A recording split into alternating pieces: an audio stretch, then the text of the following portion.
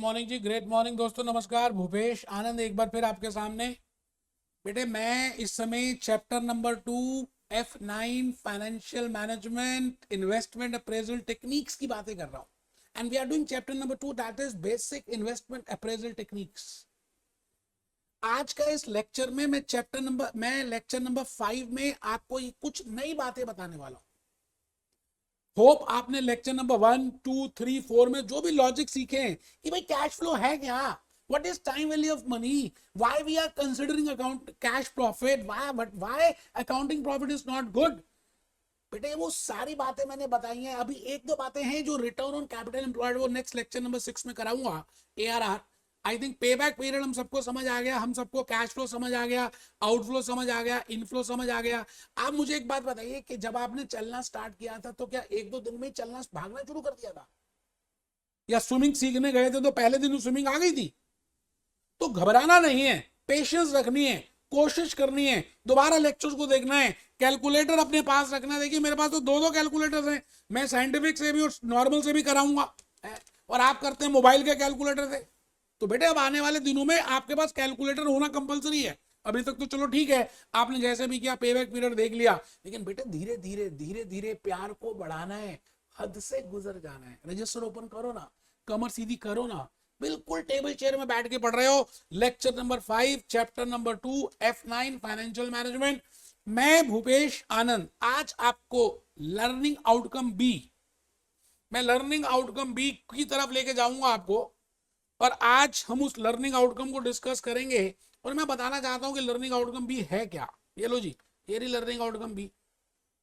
In this chapter number 2, I think we have covered what are the cash flows, what is accounting profit, we have covered what is payback period, we have covered usefulness of payback period. I think मैंने अभी advantages disadvantages नहीं बताई, वो मैं next chapter number 3 में बताऊंगा, क्योंकि अभी बताने से आपको समझ ही नहीं आएगा। When I was discussing, जब मैं डिस्कस करूंगा डिस्काउंटेड पे बैक पीरियड जो चैप्टर 6 में दिया ACCA में, which I will be doing in chapter number 3, उस समय बताऊंगा what are the advantages and disadvantages of pay back period. I think समझ रहे हैं? ठीक है sir. Return on capital employed ये जो है लेक्चर नंबर 6 में पहले मैं समझाकर फिर टेस्टुअल अंडरस्टैंडिंग के क्वेश्चन करने वाला हूं। ये दोनों ROC में चैप्टर लेक्चर नंबर 6 में कराने वाला हूं। आप घबराना बिल्कुल भी मत, मैं एक भी बात छोड़ने वाला नहीं हूं। ये बेटे आज के इस लेक्चर नंबर 5 में डिस्कस करने वाला मैं भूपेश आनंद, मैं आप ही के लिए आज आपके सामने ही। बेटे आपको पता है मैंने कितनी मेहनत करके ये जूस नोट्स प्रिपेयर किए हैं। Pay back period, normal pay back period, basic pay back period, what are the recommendation, what is the interpretation, what are the formulas. आप सोच भी नहीं सकते दोस्त जितनी मेहनत मैंने की है और आपको बताने की कोशिश की है। ठीक है, ये जो देखो रिटर्न ऑन कैपिटल एम्प्लॉयड जो नेक्स्ट लेक्चर का पार्ट है हम डिस्कस करेंगे।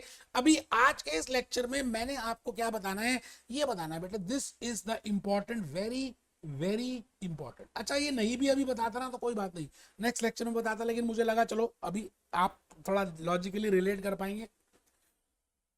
तो इस आज के इस लेक्चर में मैंने ये बताना है कि कौन सी ऐसी कॉस्ट है जो रेलेवेंट है और कौन सी ऐसी कॉस्ट है जो इररेलेवेंट है। As a finance manager you have to see that whether the cost, whether that cash flow is relevant और नॉट। उसकी बातें मैंने यहाँ पे लिखी हैं। For all the method of investment exception of ROC only, वो कहता है इसको छोड़कर only relevant cash flows should be considered. अब रेलेवेंट कैश फ्लोज क्या होती है? फ्यूचर होती है, इंक्रीमेंटल होती है, कैश बेस होती है, और opportunity cost, sunk cost, committed cost, non cash cost discuss करेंगे। मैं चल पड़ा जी अपनी राह में आपको समझाने के लिए, बड़ी प्यारी प्यारी सी बातें बताऊंगा। आप सब ने कमर सीधी करके मेरे साथ साथ ये लिखना है।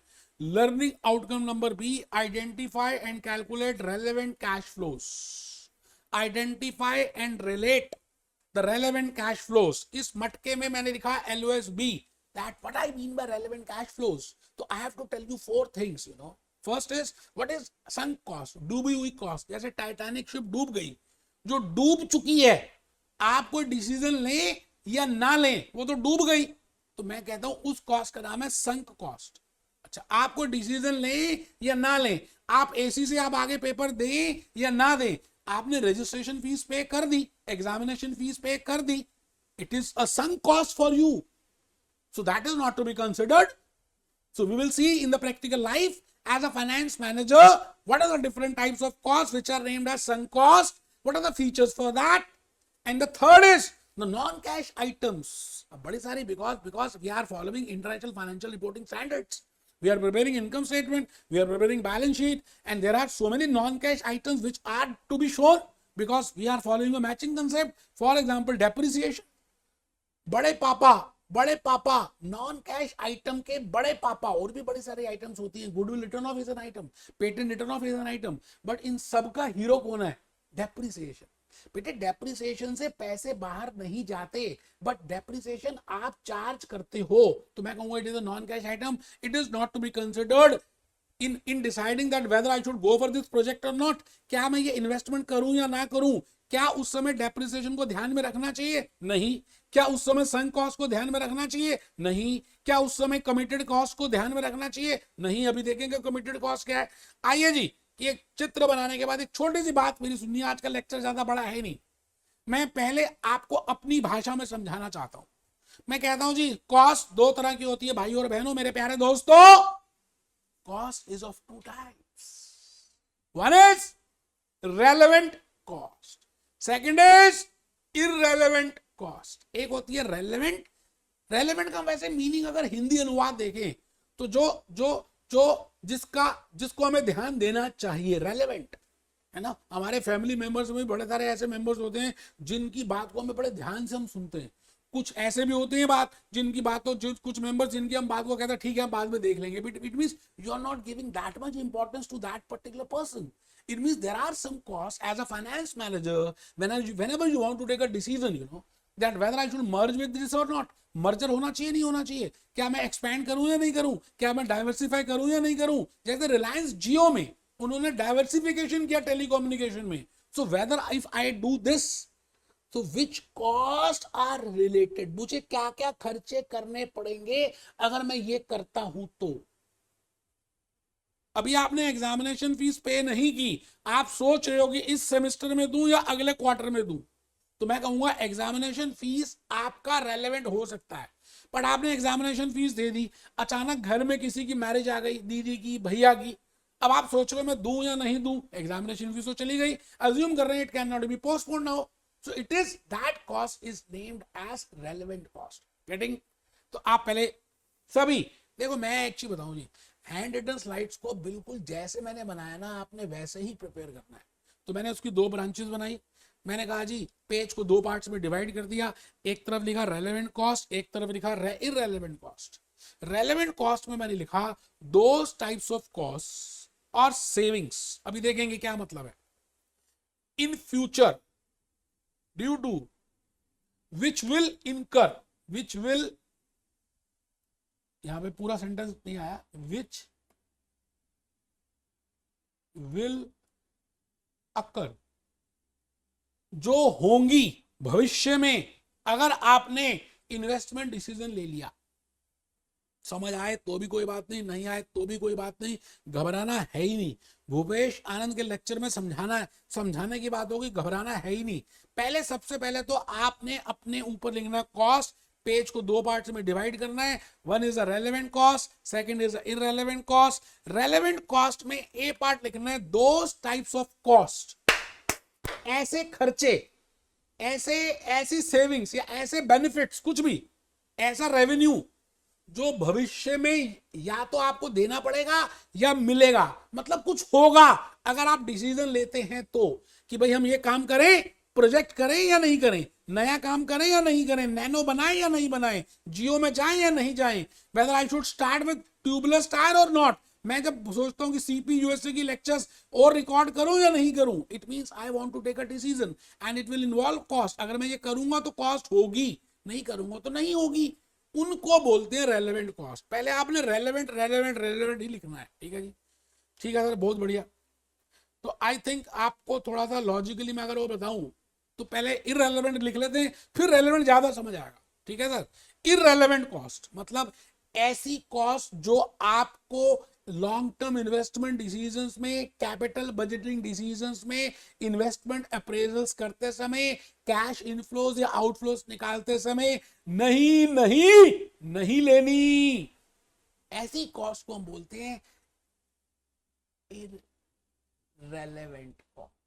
As the name indicates, irrelevant. They are not to be considered because they are not related with the decision. वो डिसीजन से रिलेट नहीं कर रही, आप करें या नहीं करें, वो होंगी या हो चुकी। जैसे कोविड-19 की सिनेरियो की बात करें, आपको मालूम है कि आज से 1, 1.5, 2 साल, 2.5 साल के जब भी कोविड की वो वैक्सीन बन रही थी तो कितने साइंटिस्ट लगे हुए थे all over the world, research and development कर रहे थे कि किसी तरह से हम इस वायरस को खत्म करने के लिए वो लेकर आ जाए। और बड़ी सारी रिसर्च फेल भी हो गई। बड़ी सारी pharmaceutical companies, doctor Reddy, Cipla, Pfizer, they have prepared. तो लेकिन अब सवाल आता है कि जो R&D कॉस्ट ऑलरेडी इनकर हो गई, वो तो हो गई, अब आप उसके बाद कोविड शील्ड, कोविड वैक्सीन बनाएं या ना बनाएं, वो वापस नहीं आने वाली। जो हो चुकी है, जो भूतकाल में हो गई, जो पास्ट टेंस में हो गई, मैं कहूंगा दैट इज इररेलेवेंट। तो पहली बात इररेलेवेंट में लिखिए those cost which are already been incurred. जैसे ACCA रजिस्ट्रेशन फीस आपने ऑलरेडी दे दी, हो गई इनकर, अब नहीं मिलेगी। तो मैं कहूंगा आप ACCA आगे करें या ना करें, आपके लिए ACCA registration fees is irrelevant. ठीक है सर, ठीक है सर। पहले इररेलेवेंट को समझते, रेलेवेंट बाद में लिखेंगे, क्योंकि जब आप इररेलेवेंट समझ जाएंगे तो आपको रेलेवेंट जल्दी समझ आएगा। ठीक है, सेकंड पॉइंट लिख रहे हैं इररेलेवेंट में, cost that will be incurred irrespective of exception और rejection of the project. Cost, ऐसे खर्चे, ऐसी कॉस्ट जो होंगी, आप डिसीजन कुछ भी लें, हमारे को उस डिसीजन से मतलब नहीं पड़ता। जैसे मैंने रेंट पे करना ही करना है, उसमें कोई नया रिकॉर्डिंग रूम बनाऊं या ना बनाऊं, लैंडलॉर्ड को मतलब नहीं है, आई हैव टू पे दैट। रेस्टोरेंट हमने स्टार्ट किया, अब रेस्टोरेंट हमें लॉसेस हो रहे हैं, लेकिन हमने ऑलरेडी 1 साल का एग्रीमेंट कर लिया, 1 साल का रेंट दे दिया, वो रेंट वापस थोड़ी मिलने वाला है, हमने ऑलरेडी दे दिया, हो गया, मतलब कमिटेड कर दी, कमिटमेंट कर दी। तो लिखें जी cost that will be incurred irrespective of the exception or this fixed cost expenditures। जैसे committed cost, commitment कर दी जी, हमने एग्रीमेंट कर लिया, and this is named as commitment cost। इसको बोलते हैं जी commitment cost। आराम से मैं फिर रिपीट करता हूं जी, cost that will be incurred irrespective of exception / rejection of the project। मतलब हमने कमिटमेंट की, वादा किया, निभाना पड़ेगा। रघुपति रीत सदा चली आए, प्राण जाए पर वचन न जाए। आपने वादा किया ACCA को कि आप हर साल सब्सक्रिप्शन फीस देंगे, आप करें या ना करें, जिंदा रहने के लिए आपको सब्सक्रिप्शन फीस देनी पड़ेगी। तो आप ACCA करें या ना करें, आई थिंक आप बात को लॉजिकली समझ पा रहे हैं। Supposedly I have entered into an agreement with the government of India that I will be paying this much fees, this much amount of license fees. Please allow me to prepare a bridge here.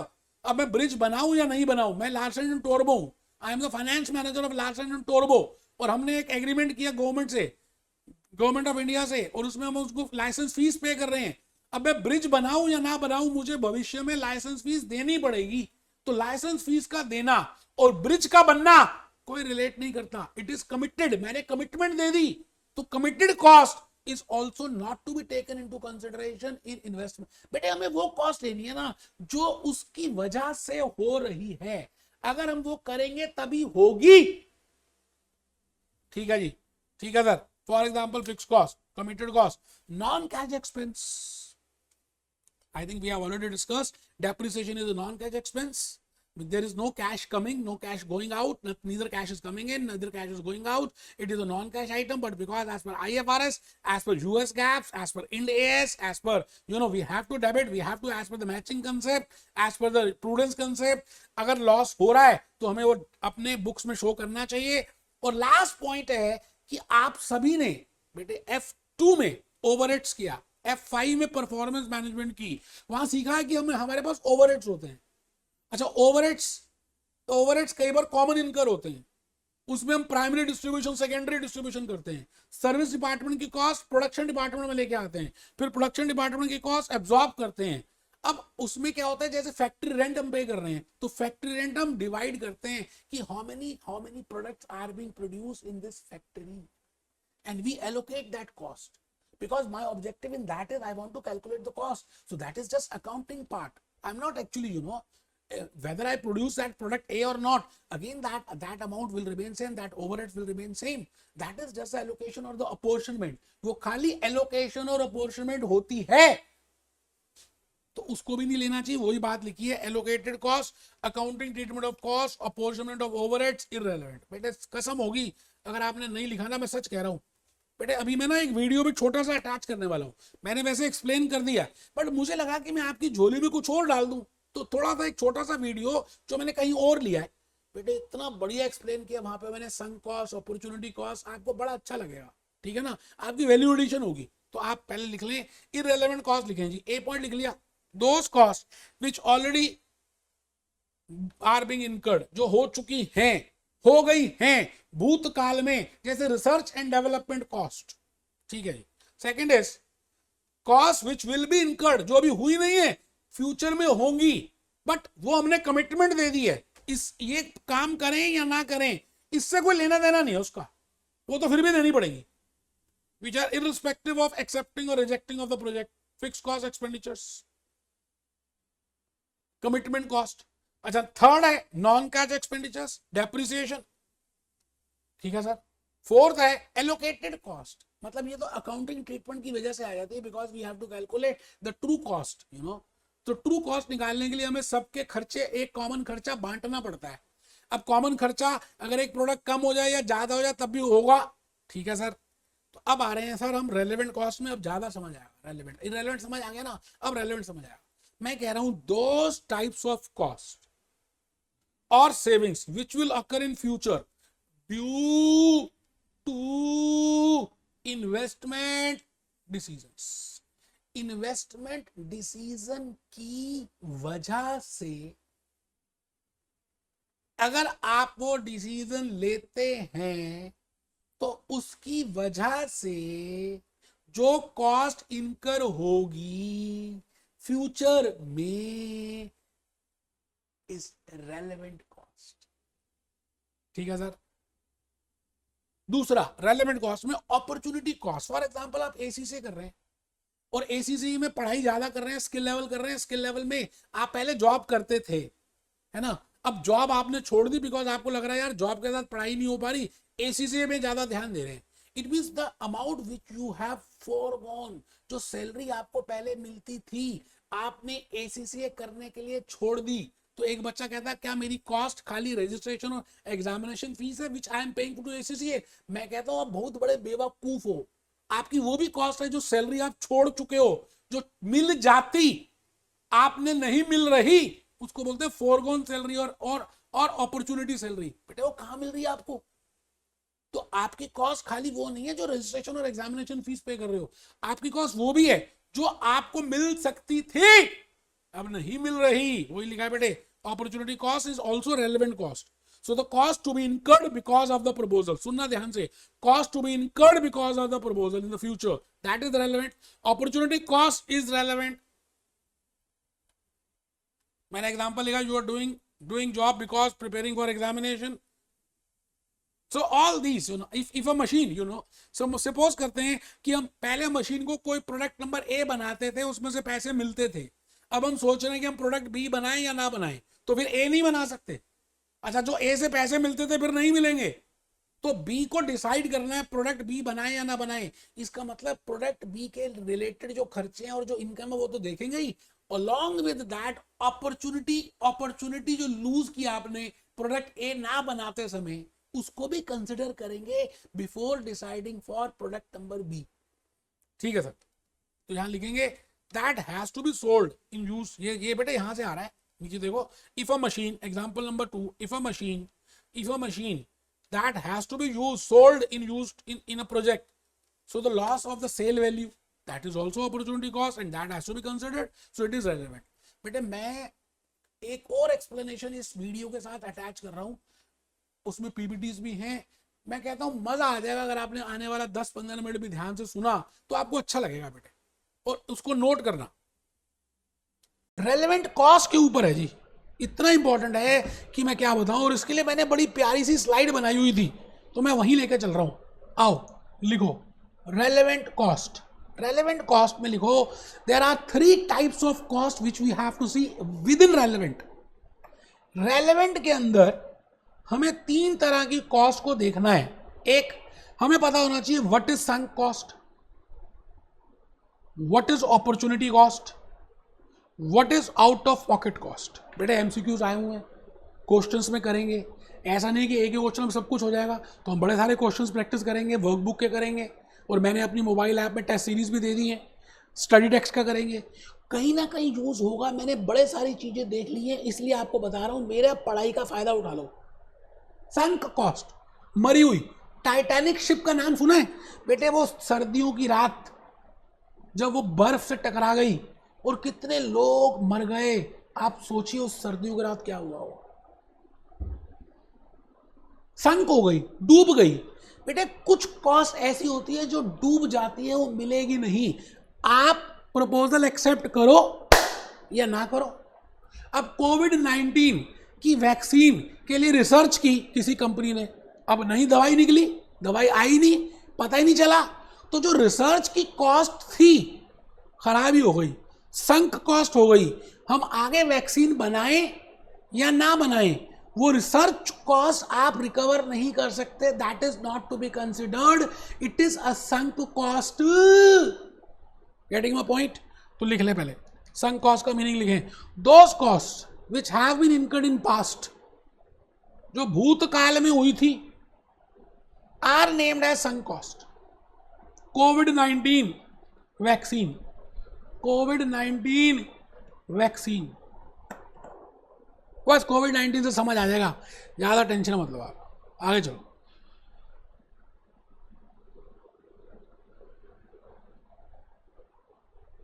अच्छा, next cost है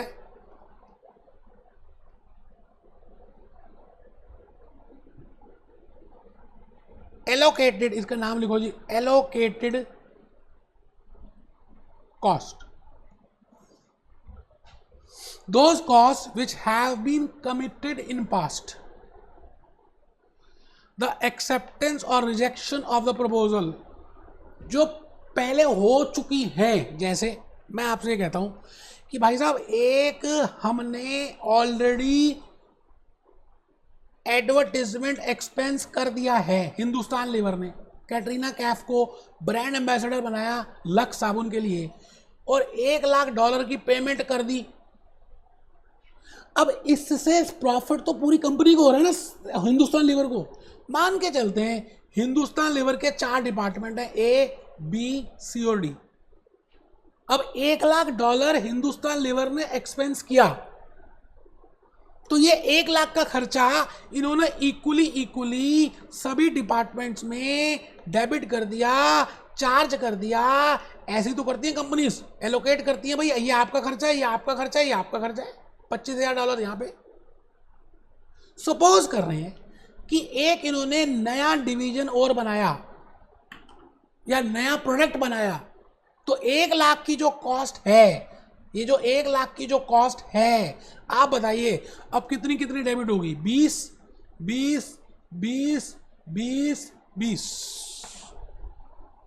बेटे product ई या department ई बनाए या ना बनाए, 1,00,000 रुपए जो हमने एडवर्टीजमेंट एक्सपेंस के ऑलरेडी कर दिए, उसमें कोई फर्क नहीं पड़ने वाला। ये तो पहले 25-25 हम एलोकेट कर रहे थे, अब हम 20-20 एलोकेट कर रहे हैं, ये तो एलोकेशन की बात है। एलोकेशन एक प्रोसेस है कॉस्ट को कैलकुलेट करने का। तो अगर कहीं पे लिखा है this is a common cost, this is allocated fixed cost, it is not to be considered, ये कहना चाह रहा हूं। लिख लो, those cost which have been committed in past, the acceptance like advertisement expense, मैंने लिखा ना अभी, like advertisement expense. Katrina Kaif लिखो भाई, कैटरीना कैफ लक्स साबुन से नहाती है Katrina Kaif, okay, will not affect the level of amount of those fixed costs. Allocated or apportioned rent of space already hired in past will of no use. भाई एक जगह हमने पहले ली हुई है फैक्ट्री की, उसका फैक्ट्री का रेंट एक्स अमाउंट पे करते हैं, उसमें 5 प्रोडक्ट्स बनाते हैं, अब आप 4 बनाओ, 6 बनाओ, 7 बनाओ, फैक्ट्री रेंट सेम रहेगा. सो मैं कहूंगा factory rent is that cost which is allocated and it is not to be considered while deciding that whether new product should be accepted और नॉट. बहुत बढ़िया, ठीक है जी, बहुत बढ़िया. अपॉर्चुनिटी छोड़ दीजिए, मैं चाहता हूं, चलिए अपॉर्चुनिटी भी लिख लीजिए, थोड़ा सा ध्यान रहेगा आपको. समझाऊंगा नेक्स्ट क्लास में, लिख लो. The cost of next best opportunity of resources already owned hired in the past is termed as opportunity cost. लिख लो, समझा नहीं रहा.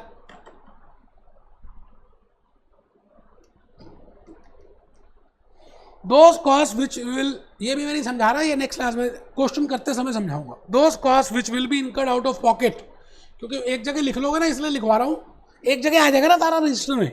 Under consideration is accepted and which consideration is and which is avoided if the project under consideration is rejected. आराम से लिख लो, मैं समझा तो रहा ही नहीं. अपॉर्चुनिटी कॉस्ट और आउट ऑफ पॉकेट कॉस्ट मैं क्वेश्चन करते समय समझाऊंगा. आप बस लास्ट के 2 बातें लिख लें और चैप्टर क्लोज है जी. चैप्टर क्लोज क्या, लेक्चर 8 क्लोज है. Financing cost. बेटे आप मुझे एक चीज बताओ, आपने बिगिनिंग में लैंड खरीदना था, बिल्डिंग खरीदनी थी, नैनो के लिए हमने, है ना, किसानों को पैसे देने थे, फिर मशीनरी खरीदनी थी. अब आपके पास पैसे नहीं है, तो आपने लैंड खरीदने के लिए, बिल्डिंग बनाने के लिए, and for buying machinery you have borrowed a loan from a bank and you are paying EMI on that, you are paying interest on that. So the point is whether that interest that is named as, first point is financing cost. Now whether it is to be considered or not to be considered while evaluating a capital proposal. Now the point is, you know, the cost that cost is not related with the project. Now whether you are using own funds or borrowed funds, it is your problem. It is not to be taken into consideration while evaluating a project. आप already present value factor को लगा ही रहे हैं, उसको discount कर ही रहे हैं, 10%, 11%, 12% का इन्फ्लेशन रेट यूज कर ही रहे हैं, तो वो ऑटोमेटिकली उसमें रिफ्लेक्ट हो ही रही है. तो हम फाइनेंसिंग कॉस्ट को कंसिडर नहीं करेंगे if you are using borrowed funds for initial investment. तो लिख लें, it may be noted that cost of financing is already involved in discount rate or hurdle rate. So how you have financed, आपने किस तरह से अपनी initial investment की है, फाइनेंस कैसे कराया है, ये बेकार की बातें हैं, ये प्रोजेक्ट की वायबिलिटी में इंपॉर्टेंस नहीं देती. ठीक है जी. अब वैसे डेप्रिसिएशन तो मैंने बता ही दिया था, फिर भी एक मैंने छोटा सा नोट लिखा है, बड़ी प्यारी प्यारी बातें हैं इसमें, लिख लो आप. 8th point, depreciation it is a non cash expense. Reasons for charging depreciation, wear and tear, टूट फूट. एक बच्चा लिख नहीं रहा, वो अपने आप को समझदार मान रहा है. ऑब्सोलिसेंस, एक बच्चा दूसरा नहीं लिख रहा, वो कह रहा है जी ये है ही नहीं कोर्स में, वो बेवकूफ़ है, उसको दोबारा एग्जामिनेशन फीस देनी है. फिर मैंने मोबाइल फ़ोन का एग्जांपल दिया था.